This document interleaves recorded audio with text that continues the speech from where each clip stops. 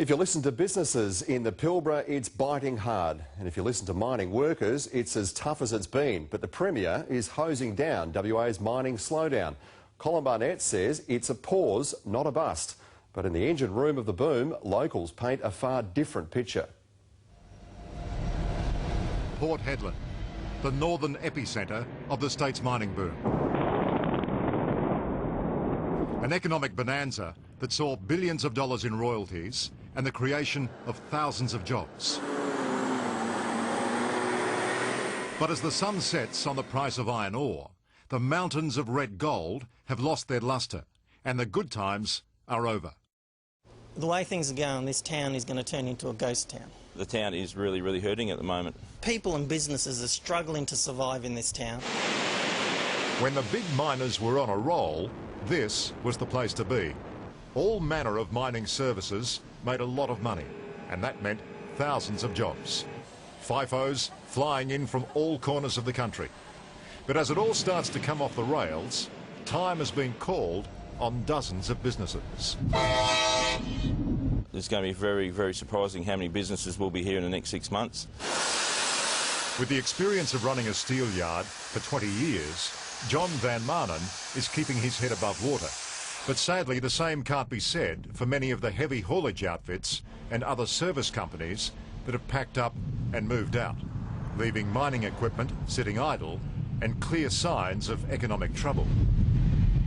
But nowhere is the downturn more obvious than the local real estate market. In a town where rental vacancies were almost unheard of, today it's estimated empty homes number almost 400. It's not the first time that Rick Hockey has seen the boom and bust cycle, but he's convinced things will only get worse. I think we may have another 6 or 12 months of pullbacks. To say it's a buyer's market is an understatement. Take this Renovator's Delight. Bought for $1.3 million only 4 years ago. It's now struggling to find a buyer at just $360,000. It did get out of control, there's no doubt about that, but we are coming back to some reasonable levels for the Norwest. Even more unusual than unsold houses is the sight of people looking for work. But the glory days of getting paid $160,000 to drive a big truck are all but over, according to industry analysts like Tim Treadgold. They're just the start. They will get worse. This thing will run a long time.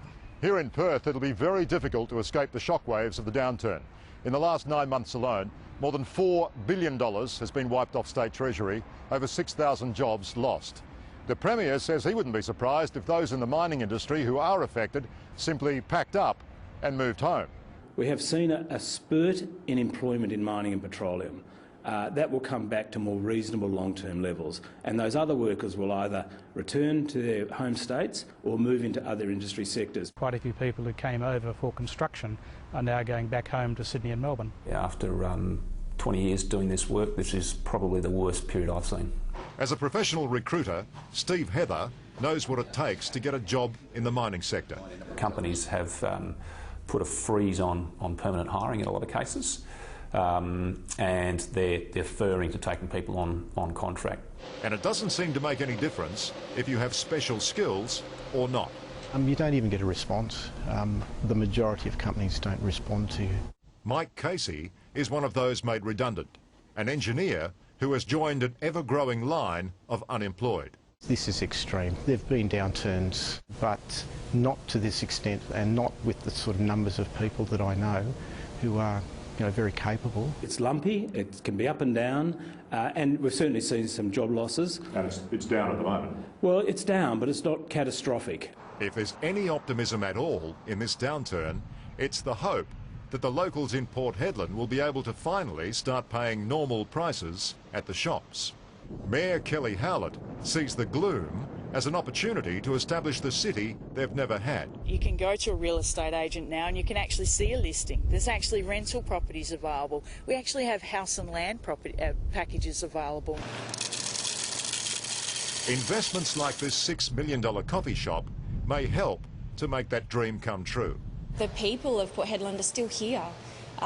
The ones who want to make this their home, they're still here, and that's who I'm catering for. The state government insists job losses will be catered for by opportunities in the housing and hotel construction sector and the tourism and agriculture industries. And the Premier is not giving up on the mining industry anytime soon.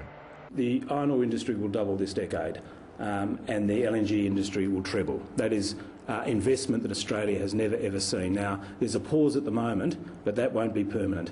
Liam Bartlett, 9 News.